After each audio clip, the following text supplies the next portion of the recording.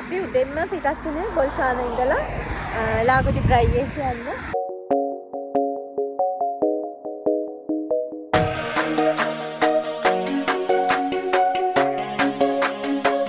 මේ පැත්ත නම් කියලා වැඩක් නෑ. පුදුමම ලස්සනක් තියෙන්නේ.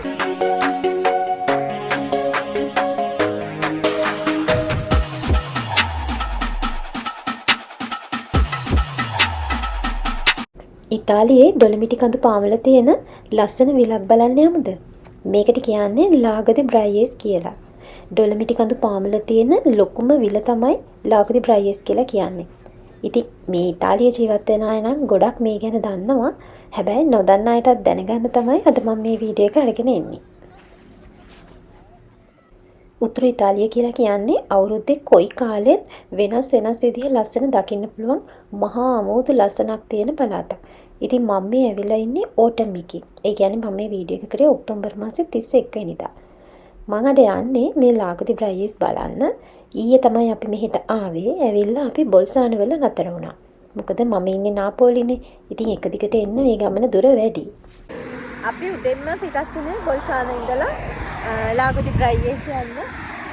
හැබැයි හයිවේ එකේ තමයි ටිකක් එන්න උනේ. උනාට ඔයාලා එනවා නම් මතක් කරලා හයිවේ එකේ එන්න එපා. මොකද හයිවේ එකේ ආවොතින් ලස්සන තැන් හම් වෙනවා. ඒ කිසිම තැනක නතර කරගන්න විදිහක් නැහැ. අනිත් එක දෙපැත්තේ අර වැටවල් තාප්ප වගේ හිම තියෙන හින්දා මේ හයිවේ එකේ ඇවිල්ලා වැඩක් නැහැ. මේ වගේ ගමනක් එනවා නම් අනිවාර්යයෙන්ම නෝමල් රෝඩ් එකේ එන්න ඕන. අපි මේ පොඩි දුරක් හයිවේ එකේ ආවා. මොකද මැප් එක ගහුවට පස්සේ ඒක එච්චර ගා හිතන්නේ නැතුව හයිවේ එකේ එන්න ඕන. ඊට පස්සේ වෙන තැනකින් එක්සිට් වෙලා අපි නෝමල් පාරට දාගත්තා. හරිම ලස්සනයි මේ පාරවල්. ඒ කියන්නේ මේ පැත්ත නම් කියලා වැඩක් නෑ. පුදුමම ලස්සනක් තියෙන්නේ. ලාගෝ එකට යන අතරතුර අපිට නතර වෙලා බලන්න තැන් ඕන තරම් තියෙනවා. ඒ කියන්නේ ලස්සන තැන් තියෙනවා ඕන තරම් නතර වෙලා ටිකක් වෙලා ඉඳලා යන්න පුළුවන්. මේ ලාගෝ එකට යන පාර බොල්සානෝ ඉඳලා ලාගෝ එකට තියෙනවා කිලෝමීටර 100ක්. ඉතින් මේ කිලෝමීටර 100 ගොඩක් ලස්සනයි. අවුරුද්දේ එක එක කාලෙට අපිට මේ පාර එක එක පාටින් දැක ගන්න පුළුවන්. මේ දවස්වල තැඹිලි පාට කහ පාටට තියෙන පාරවල් සීත කාලේ ආවතින් එහෙම තනිකරම හිමෙන් වැහිලා තියෙන්නේ. ඒ වගේම තමයි සම එකේ එනකොට මේවා ගොඩාක් කොළ පාටයි. හරිම ලස්සනයි. කොහොම හරි මේ ලාගෝ එකට යන පාර ගොඩක් වෙලාවට ට්‍රැෆික් වලට අහු වෙනවා. ඒ වගේම තමයි ලාගෝ එකේ පාකින් තියෙනවා මට මතක විදියට 4ක් හෝ 5ක්. ඒ නිසා සමහර කාල තියෙනවා ලාගෝ එකට කිලෝමීටර 8කට කලින් අපිට නවත්තනවා. නවත්තලා ඔන්ලයින් පාකින් බුකින් දාලා ඊට පස්සේ තමයි යන්න වෙන්නේ. මොකද මට එකපාරක් එහෙම සිද්ධ වුණා. හැබැයි මේ පාරේ එහෙම උනේ නෑ. ඒ වුණාට පැය 2ක විතර ට්‍රැෆික් එකකට අහු වුණා.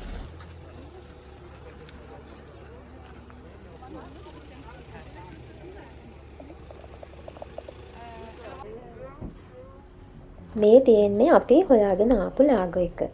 ඉතින් මෙතනට ආවහම ටිකක් කන්ෆියුස් වුණා. මොකද මං කලින් දැක්කට වඩා මේ වෙනකොට මේ ලාගෝ එක ගොඩක් වෙනස්කම් වලට මුහුණ දීලා තිබ්බා. ඒ කියන්නේ මේ විදිහේ වතුර පාරක් තිබුණේ නැහැ. ඒ වගේම තමයි වැලි සහිත තීරුවක් තිබුණා. වෙරළ තීරයක් වෙනමම තිබුණා. හැබැයි අද යනකොට මේ හැමදේම වෙනස් වෙලා හිතා ගන්න බැරි විදිහට ලාගෝ එකේ වතුර වැඩි වෙලා. මේ තියෙන්නේ සමයකේදී මම මේ ලාගෝ එක දැක්ක විදිහ. මේ තිබෙන වැලි තීරුව මේ වෙද්දි දකින්න නැහැ අපිට. මේක සම්පූර්ණයෙන්ම වතුරෙන් වැහි. මාර විට සමයක වෙද්දි වතුර අඩු වෙලා ඒක මතු වෙන්නත් පුළුවන්. ඒත් මේ තියෙන තත්ත්වෙත් එක්ක මේ ග්ලැසියර් දියවීමත් එක්ක පරිසරයේ සිද්ධ වෙන වෙනස්කම් එක්ක හිතන්න බෑ කොයි පැත්තට මේ ස්වභාවික පරිසරය වෙනස් වෙයිද කියලා කියන්න.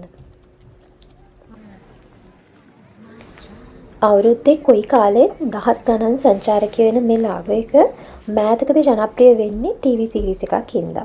2010 දී රායෝනෝ එකේ කිය ටීවී සීරීස් එකක් හේතු කරගෙන තමයි සංචාරකයෝ මෙතනට නිතරම එන්නේ. ඉතින් මේ ඕටම් එකේදී එක ලස්සනක්, සමය එකේදී තවත්ම ලස්සනක් තියෙනවා. වගේම මේක වින්ටර් එකේදී සම්පූර්ණයෙන්ම හිමෙන් වැහෙනවා. ඉතින් එතකොට තියෙන්නේ මේ තනිකරම මේ හැමදේම පේන්නේ අපිට සුදු පාටට. හැබැයි සමයකටයි ඕටම් එකටයි තමයි මම ගොඩක්ම ආස. ඉතින් ඒ හින්දා හැම අවුරුද්දෙම හරි එහෙම නැත්නම් අවුරුද්දක් ඇර අවුරුද්දක් හරි මේ දෙකටම මේ ලාගෝ එක බලන්න එන එක දැන් මම පුරුද්දක් කරගෙන තියෙනවා.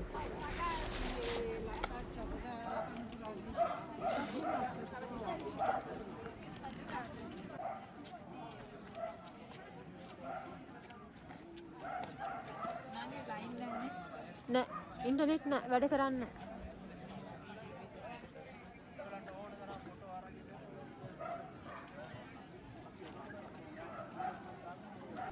ඉතාලියන් ඇල්ප්ස්. එහෙම නැත්නම් ඩොලමිටි කඳු පාමුල තියෙන ලොකුම ලාග එක තමයි මේ ලාගති බ්‍රයියස් කියලා කියන්නේ.